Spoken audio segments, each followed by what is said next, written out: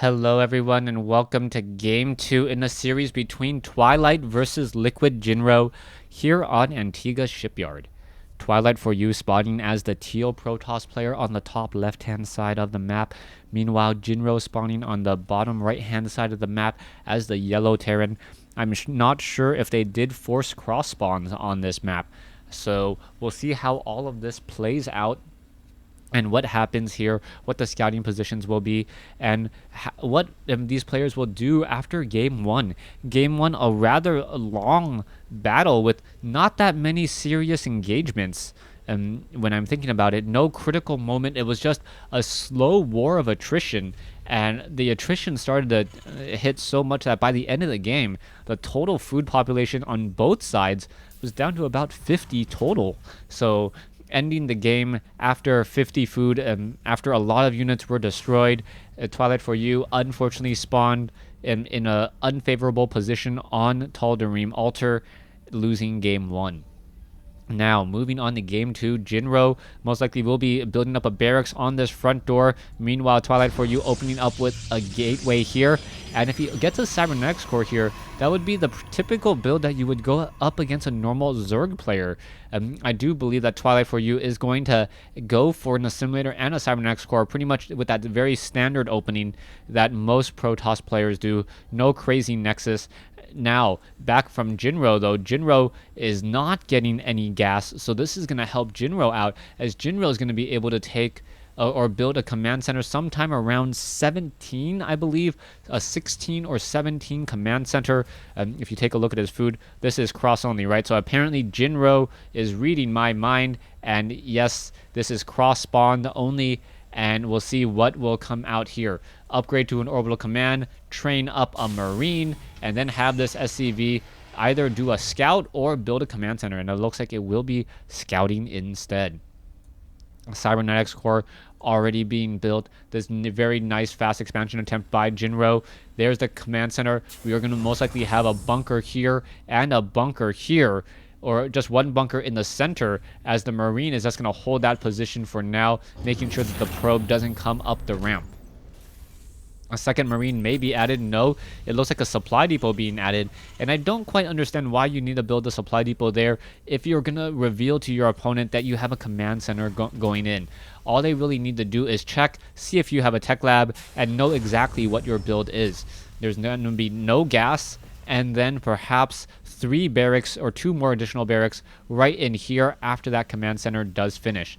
SCV able to slip and back out. In just a moment here, you can see that there is only 1 gas that has been taken, as with only 1 gas taken, it looks like Twilight for you should be trying to get in a Nexus sometime soon, and we'll see how that will all work out for him, as this SCV hiding off here. And now we are going to have perhaps a Zealot now trying to run its way in, and Jinro doing a great job with some amazing micro, and now a Zealot trying to walk up the ramp, not going to see very much, and that was a really curious play. How much did he catch? As we now see a Stalker come in. Is the Stalker going to be able to do anything? No, the Stalker's not going to be able to do anything there. So a very nice play by Jinro, and Jinro now with 20 SCVs and 1 mule, and now calling in a second mule, should have a strong economic advantage. He already has his orbital command upgrading, as Twilight for you just started this Nexus.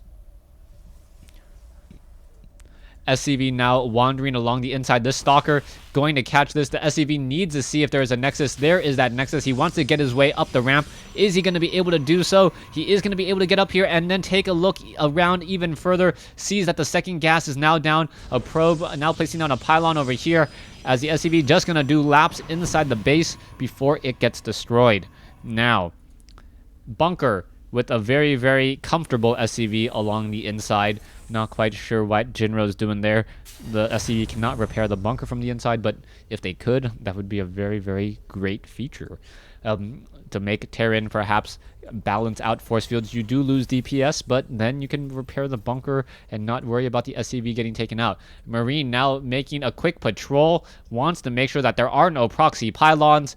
Little does he know that a proxy pylon is about to be placed down anyways. So 1 Marine here, Where is that probe? There's the gung-ho probe, a couple sentries, as Twilight is going to be attempting some pressure. Nice backdoor warp in, as we are now getting in some additional gateways here. This one Marine gonna try to take down the probe. The probe is gonna be able to back off in time. There it is, warping in the pylon on the low ground. And now the Stalker's there. Oh, Marauder's going to try to take down the pylon. Is it going to work? No, that pylon's still up and warping in. Twilight for You should be able to get a fair amount of reinforcements from that pylon. Warp gate tech has already been completed. We should be seeing, yes, a lot of units now warping in. There is only, 3 SCVs and 3 SCVs with 1 SCV inside the bunker. Is it going to be able to fend this off here? And oh, no force fields. So interesting that he didn't get a force field down to push off these units. And with that, I think now that the second bunker is up with a third one coming in, Jinro is going to be able to hold off any aggression that tries to be executed. SCV now making its way down to the low ground, patrolling in here. Twilight for You does see that spazzing out SCV. The SCV, however, doesn't see the other way. So I guess the Zealot has a little bit of a better sight range than an SCV there. It gets taken out as the Zealots now being forced to pull back again.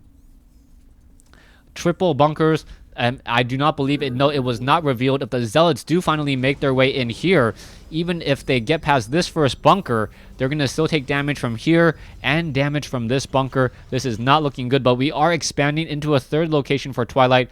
Twilight perhaps trying to contain his opponent, trying to siege his opponent, but that normally doesn't work out well unless you actually deal damage or can make the game go long enough to where the siege causes him to run out of resources. Go ahead and study Plenty of Wars to quote me on that, but right here with 2 bases, high ground, and being very, very far away from home, that is never something that you really want to do in an engagement, as reinforcements will come in a little bit later. So even with that warp gate tech, this one pylon and is the only real source of reinforcements. If you're able to take down that pylon from as Jinro pushes out, the reinforcements will come in faster for Twilight. 56 probes, 46 SCVs, triple pylons now warping in, as we now see Jinro sitting at 83 over 86, and he is a little bit behind in food by about 17 food right now. That is not going to bode well for him, but we are seeing a starport with a reactor finally come into play, an armory now coming out, as the Marines are currently upgraded 1-1. A 1-1 upgraded army against what are all of these units? These are all upgraded at, or non-upgraded at all, 0-0. And if it does turn out, if these armies do engage, upgrades are going to make a very, very large difference.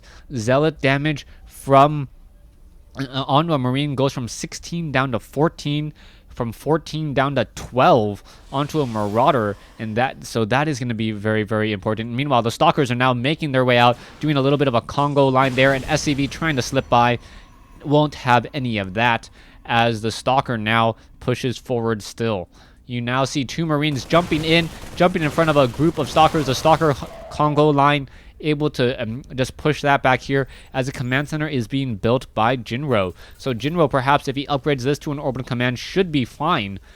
Upgrading that to an orbital command will allow him to call in more mules and train up more SCVs, as Jinro is still behind by about 23 food. More Marauders and Marines being trained. It looks like 4 barracks and 1 starport.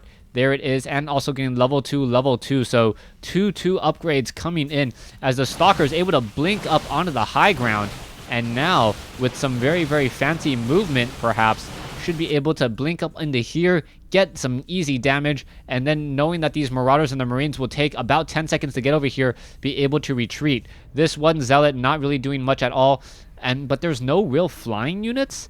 Twilight doesn't have any way to see up onto the high ground right now. Storm is not being researched, not quite sure what's going on. Zealot charge is now being researched, as well as 1 Stalker goes down. The Stalkers are all attempting to blink away, as Archons are now being merged off over here. So the Archons being used instead of Colossi. Now, good thing about Archons are beefy units. They don't have the range, but they cannot be focused down by Vikings, which is important. SCVs now transferring off over here. 1 poor probe did see all those SCVs now moving into that location. Marauders and Marines pushing in into engagement. One Stalker gets destroyed. Archon's now pushing in from the north. Zealots, and then the pylon should finish whipping in. SCV's now trying to come back, and this is going to be a bad engagement here. A very weird concave with the Zealots getting ahead of themselves. And what is going to happen here? That is a very, very tight, no Psystorm to be heard, as the Stalkers now finally just blink up and try to get some easy damage as the Stalkers and the Marauders. There's a force field on the ramp. Units are not able to really push their way through. The Archon should be able to push their way in, as the SCVs are now getting caught in a rather strange location as well. Archon now being merged, but it is getting too close to that one Marauder up on the high ground. And this engagement, Twilight for you, looking absolutely dominant, warping in more Zealots and High Templars behind this, and he is looking absolutely on fire. Jinro is going to be in trouble as these SCVs attempt to run away.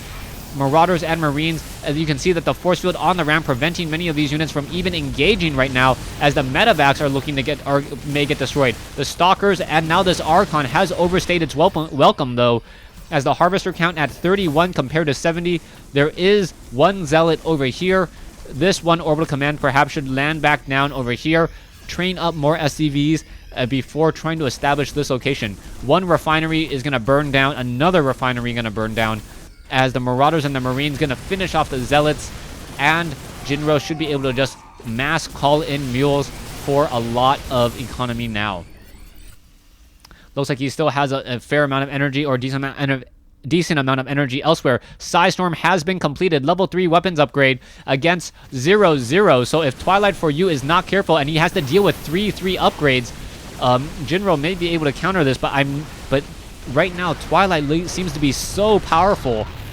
Especially with Psystorm, he shouldn't have any serious problem. Now walking up the ramp, where's that Psystorm? There's a Psystorm, but that didn't really hit much of anything. The Ghost is up on the high ground. There's an EMP Shockwave, and we perhaps are going to get some more Psystorm here in just a moment. The Ghost not engaging. Oh, another EMP. And is this going to be enough? There's a Psystorm raining down across all of those units, with the Zealots eating a lot of it as well. Archon now being merged back over here. Stalkers up. Going to finish off one Ghost here as this fight does continue. Jinro fighting inside the base, as Jinro now down to 58.